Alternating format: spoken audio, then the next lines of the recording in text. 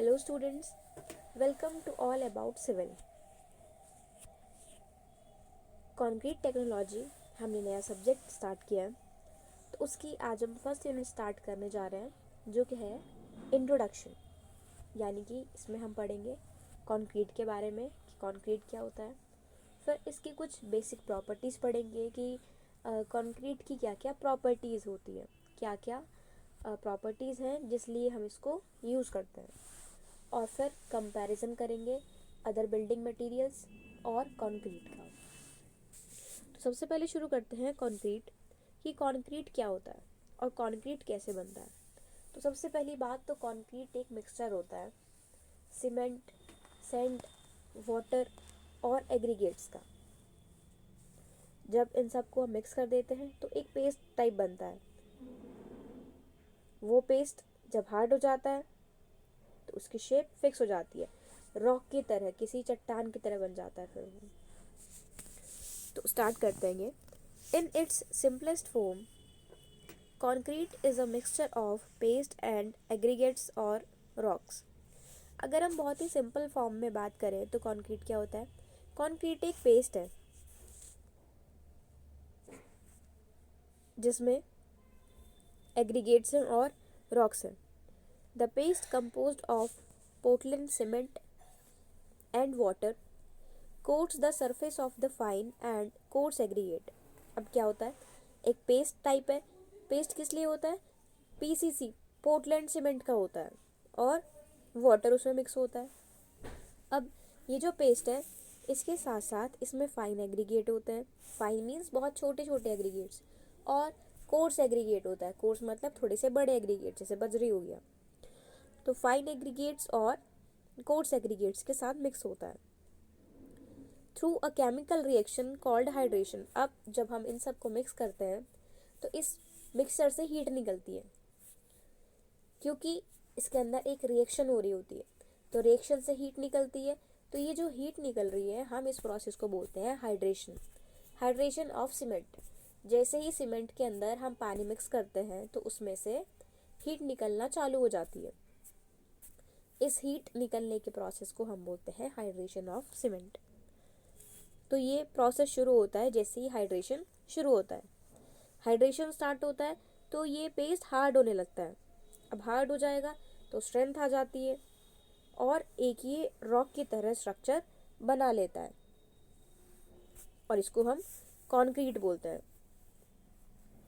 तो कंक्रीट के अंदर बेसिकली सीमेंट, सैंड, वाटर और एग्रीगेट्स, फाइन और कोर्स एग्रीगेट, ये सब हम मिक्स करते हैं। तो जैसे ही रिएक्शन स्टार्ट होती है, हाइड्रेशन, हीट निकलती है, इस प्रोसेस को हम बोल रहे हैं हाइड्रेशन। फिर धीरे धीरे जब ये हार्ड हो जाता है, सूखने लगता है, हार्ड होता है, तो इसके अंदर स्ट्रेंथ बहुत ज़्यादा अमाउंट में बन जाती है।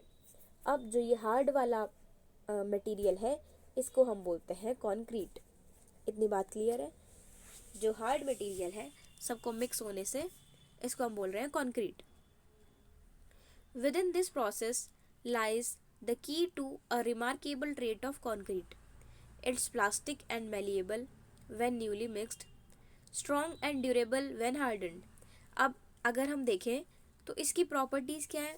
देखो, एक तो जब ये गीला रहेगा तब हमने बनाया है तो क्या रहेगा, ये प्लास्टिक रहेगा और मेलिएबल, यानी कि हम इसकी शेप को चेंज कर सकते हैं। जिस शेप में हम उसको डालना चाहें उस शेप में हम डाल सकते हैं।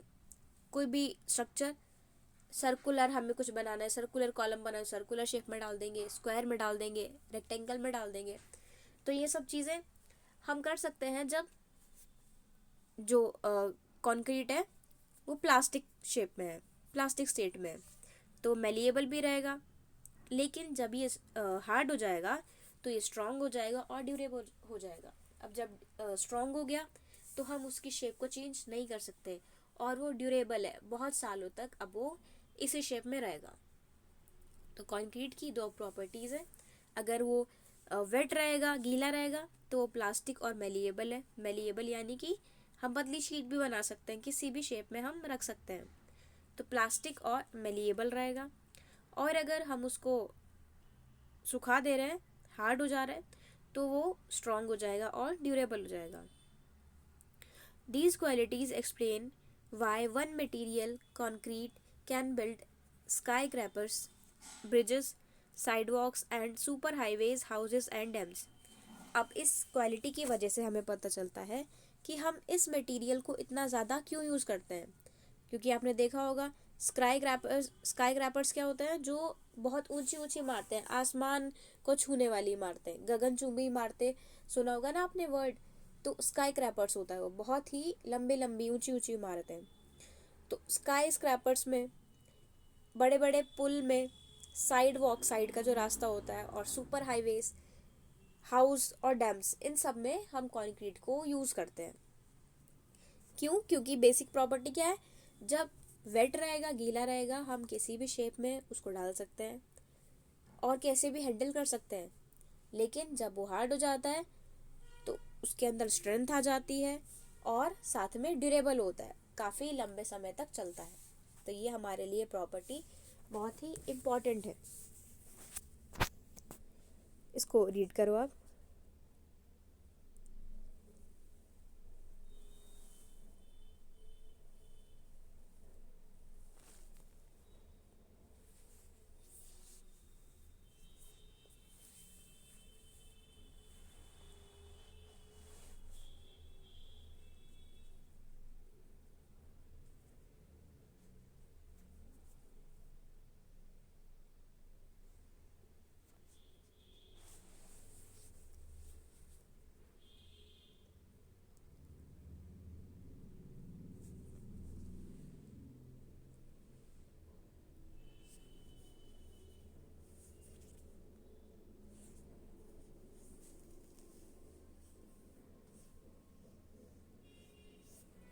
ओके, हमें बेसिक डेफिनेशन क्लियर है।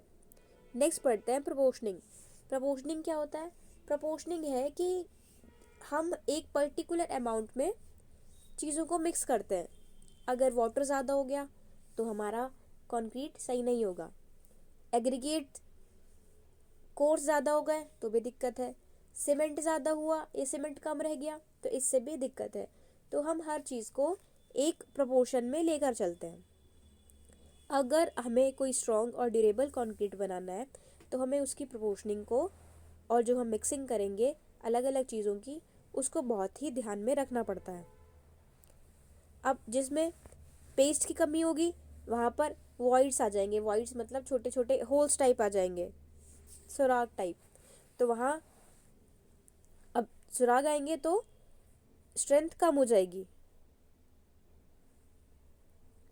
और रफ सरफेस हो जाएगी उससे, और कंक्रीट की जो स्ट्रेंथ है वो अच्छी नहीं रहेगी। अगर कोई ऐसा मिक्सचर है जिसमें सीमेंट पेस्ट बहुत ही ज़्यादा है तो वो आसानी से हम उसको प्लेस तो कर सकते हैं, क्योंकि जितना लिक्विड रहेगा उतनी शेप हम अच्छे से दे तो देंगे और अच्छी सरफेस भी आएगी उसकी, एकदम प्लेन सरफेस आएगी।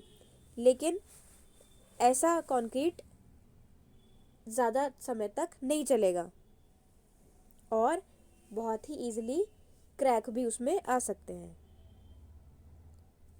और फिर ऐसा ही सीन पोर्टलैंड सीमेंट के साथ है। पोर्टलैंड सीमेंट को भी हमें देखना होता है कि हम कितना कितना यूज़ कर रहे हैं, कितना क्वांटिटी यूज़ करनी है। तो ये सब चीज़ें हम देखते हैं। ये टॉपिक सिर्फ इंट्रोडक्शन के लिए है। आपको इसमें से सिर्फ इतना पढ़ना है कि कंक्रीट क्या है। कंक्रीट की यहाँ पर डेफिनेशन आपको मिल गई है।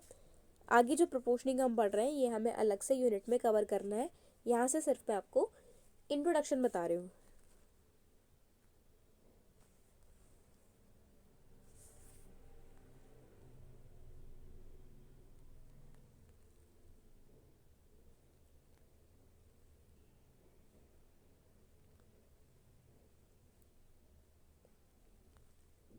ये सब टॉपिक हम जब मिक्सिंग करेंगे तब कवर कर लेंगे।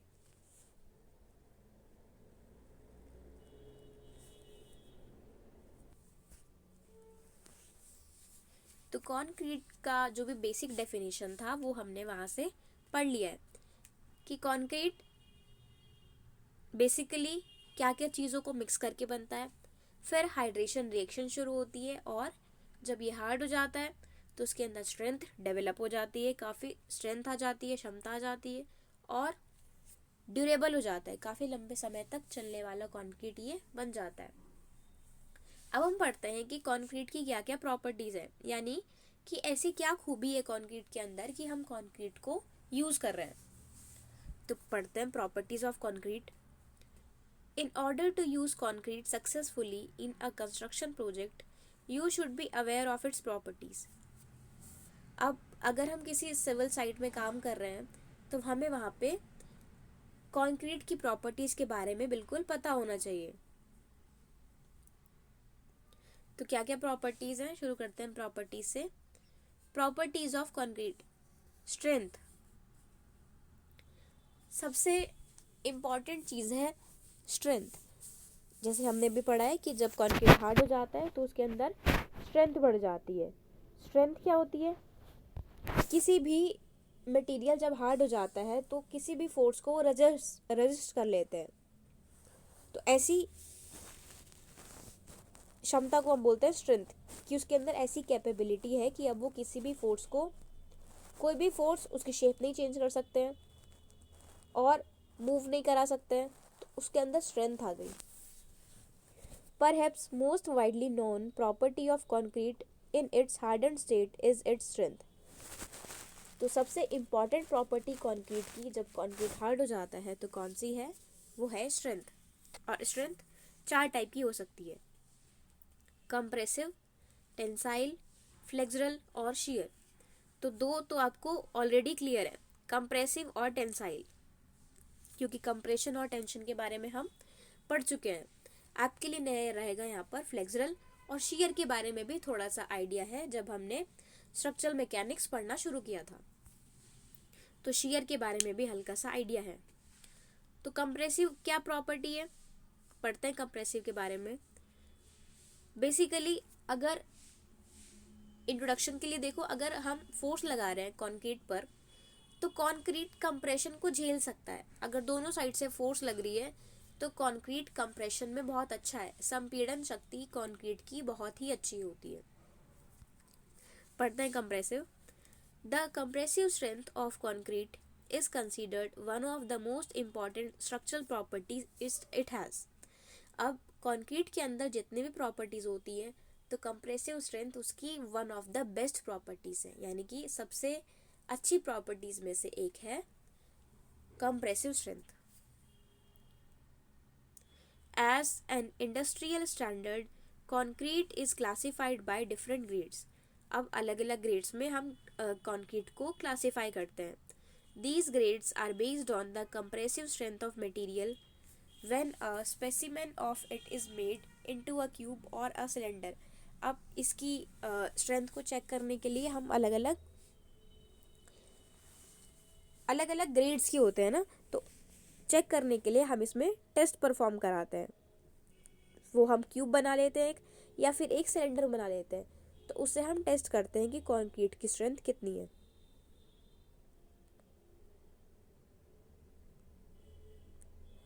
बात इतनी है कि कंप्रेशन में कंक्रीट बहुत ही अच्छा होता है। नेक्स्ट प्रॉपर्टी है tensile. Tensile strength in ordinary concrete is weak. अब जो टेंसाइल स्ट्रेंथ है, टेंसाइल कौन सी है? जैसे हमने एक पेन पकड़ा था तो एक फोर्स, एक साइड से बाहर की तरफ फोर्स और दूसरी साइड से भी बाहर की तरफ फोर्स, यानी कि पेन को हमने खींच दिया था, तो ऐसी फोर्स को हम बोलते हैं टेंसाइल फोर्स। तो कंक्रीट को अगर हम टेंशन के अंदर लाते हैं, टेंसाइल फोर्स उस पर लगाते हैं, तो कंक्रीट उसमें ज़्यादा अच्छा नहीं होता। कंक्रीट का कंप्रेशन अच्छा होता है और कंक्रीट का टेंशन अच्छा नहीं होता है। टेंशन में जनरली कंक्रीट वीक होता है। Ranging from between 7 and 10% of the compressive strength. अब जितनी भी कंप्रेसिव स्ट्रेंथ होगी तो टेंसाइल कितनी होगी? उसकी 7 से 10% होगी, यानी कि कंप्रेसिव स्ट्रेंथ जितनी भी है उसका 10% टेंसाइल स्ट्रेंथ होगी। अब किसी मटेरियल के अंदर टोटल तो कंप्रेसिव स्ट्रेंथ नहीं होगी, कुछ परसेंट कंप्रेसिव स्ट्रेंथ होगी, तो उसका भी 10%, यानी कि कम हो गया ना, कंप्रेशन से काफ़ी कम हो गया टेंशन, क्योंकि 10% आ रहा है, तो 10% करीब टेंशन प्रॉपर्टीज़ की वैल्यू होती है, यानी कि टेंशन में कंक्रीट वीक होता है। ranging from between 7 and 10% of the compressive strength. It is measured by the units of force per unit sectional area. जैसे हम कंप्रेशन को मेज़र करते हैं न्यूटन पर मीटर स्क्वायर, और ऐसे ही हम टेंशन को मेज़र करते हैं न्यूटन पर मीटर स्क्वायर, यानी कि फोर्स को हम डिवाइड कर देते हैं per unit cross sectional area से।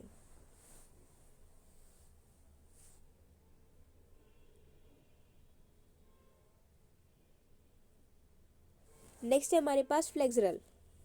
फ्लेक्सरल आप पहली बार पढ़ रहे हो।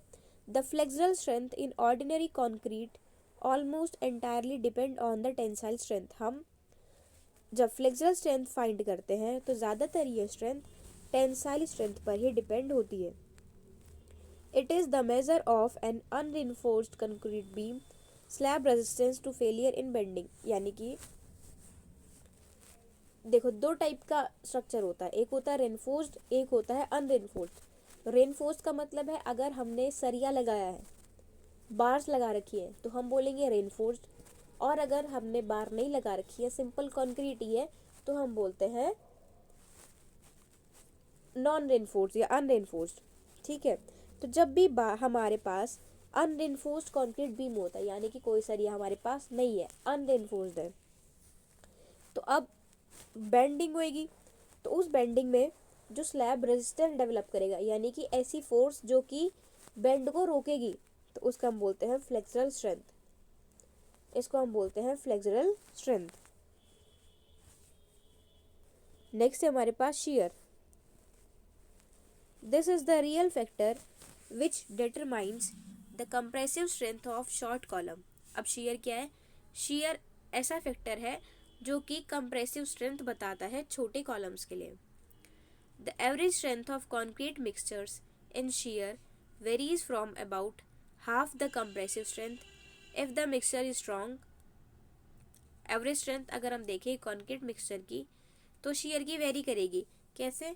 कंप्रेसिव स्ट्रेंथ हाफ हो जाएगी अगर मिक्सचर स्ट्रॉन्ग है तो, और 0.8 तक रहेगी अगर मिक्सचर स्ट्रॉन्ग नहीं है, यानी कि मिक्सचर पतला है, हल्का है। तो अब ये प्रॉपर्टीज इसकी रीड कर लो।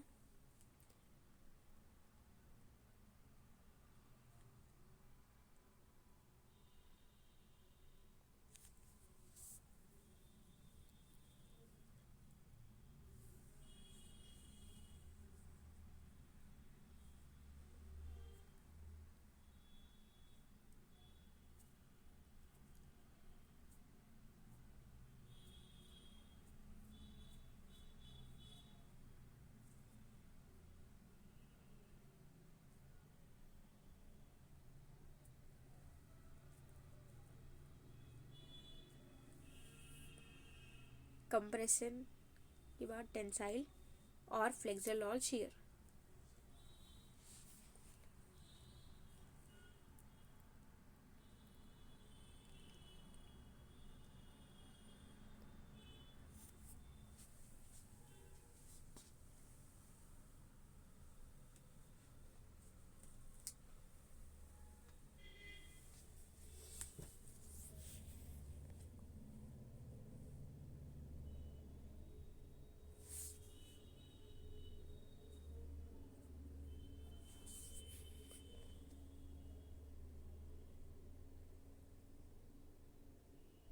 तो हमने सबसे पहली प्रॉपर्टी कवर कर ली है जो कि होती है स्ट्रेंथ। कॉन्क्रीट की सबसे बेस्ट प्रॉपर्टी है स्ट्रेंथ, और स्ट्रेंथ में हमने 4 पढ़ ली है: compressive strength, tensile strength, flexural strength और शियर स्ट्रेंथ। नेक्स्ट प्रॉपर्टी देखते हैं, age and strength of concrete. बहुत ही इंपॉर्टेंट प्रॉपर्टी है। बेसिक बताती हूँ कि जैसे जैसे कॉन्क्रीट की एज बढ़ती है, यानी कि टाइम बढ़ता रहता है, जैसे कंस्ट्रक्शन कराया तो उसकी स्ट्रेंथ कुछ और है, 5 साल बाद स्ट्रेंथ कुछ और है, 10 साल बाद स्ट्रेंथ कुछ और है। तो जैसे जैसे टाइम बीतता रहता है स्ट्रेंथ बढ़ती रहती है कंक्रीट की। तो जैसे जैसे कंक्रीट की एज बढ़ेगी वैसे वैसे कंक्रीट की स्ट्रेंथ बढ़ती रहती है। डिटेल में पढ़ते हैं। As part of the strength property of concrete, it is known in the industry that concrete only become stronger as it ages, यानी कि जैसे जैसे कंक्रीट की एज बढ़ रही है उसकी स्ट्रेंथ तभी बढ़ती है। Over the course of the first 28 days after it has been laid it will gain 70 to 75% of its final strength. अब जैसे ही 28 दिन होते हैं बने हुए, तो 28 दिन के बाद हम ऐसा मानते हैं कि जितनी भी टोटल स्ट्रेंथ है वो 70 से 75% के बीच में आ जाती है। 28 दिन के बाद हमने कोई कंस्ट्रक्शन करी है तो अब तराई करते रहेंगे हम, लगातार ऐसी चीज़ें करते रहेंगे, और 28 दिन जब हमारी कंस्ट्रक्शन को हो जाएंगे, वो एक्टिविटी करे हुए, चाहे कॉलम बनाया है, चाहे स्लैब बनाया है, चाहे बीम बनाया है, तो कुछ भी किया है, 28 दिन के बाद उसके अंदर जितनी भी टोटल स्ट्रेंथ आनी होती है, किसी भी मटेरियल की एक पर्टिकुलर स्ट्रेंथ होती है ना कि इतनी स्ट्रेंथ इसके अंदर आ जाएगी, तो 70 से 75% आ जाती है 28 दिनों के बाद। This increases to between 90 to 90% over the course of an year. अब जैसे जैसे टाइम बढ़ता रहता है, एक साल के करीब टाइम हो जाता है, तो इसकी स्ट्रेंथ कितनी हो जाती है? 90 से 95%। एक साल में 28 दिन में आ जाती है 70 से 75%, और एक साल में आ जाती है 90 से 95%। It is highly recommended that the suitability of the concrete is tested before the results of the first 28 days test are available। हम ये बोलते हैं कि कंक्रीट को टेस्ट कर लेना चाहिए 28 दिनों के अंदर अंदर। However, if you choose to ठीक है, यहाँ तक आप age and strength of the concrete read कर लो।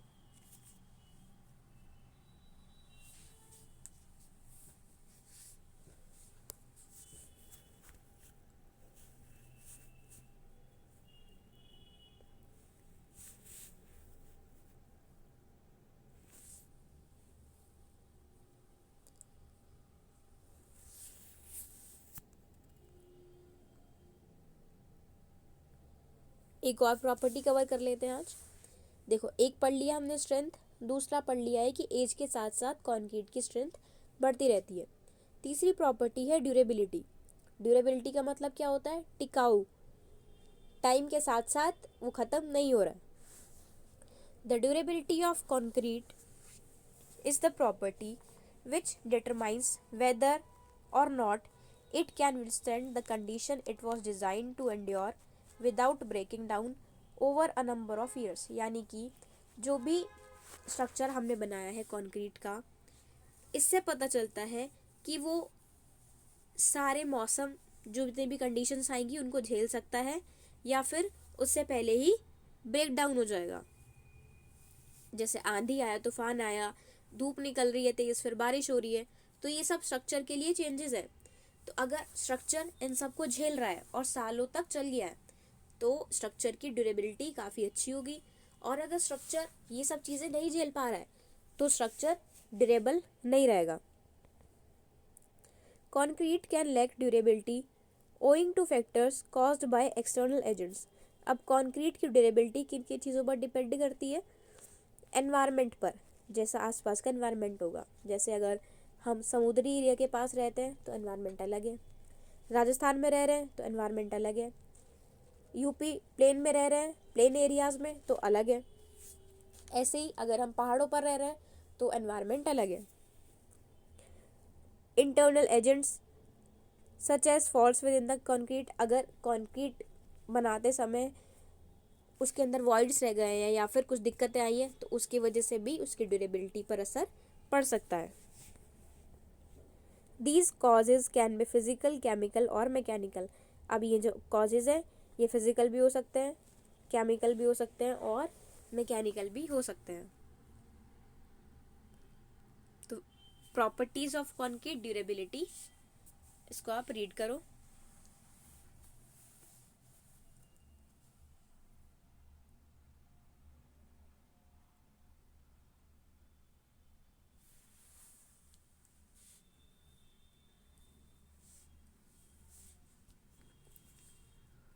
ओके, तो आज हमने इंट्रोडक्शन देख लिया कि कंक्रीट का क्या बेसिक होता है कंक्रीट हम किस चीज़ को बोलते हैं और कंक्रीट के अंदर क्या क्या चीज़ें होती हैं, और फिर हमने 3 प्रॉपर्टीज़ पढ़ी हैं।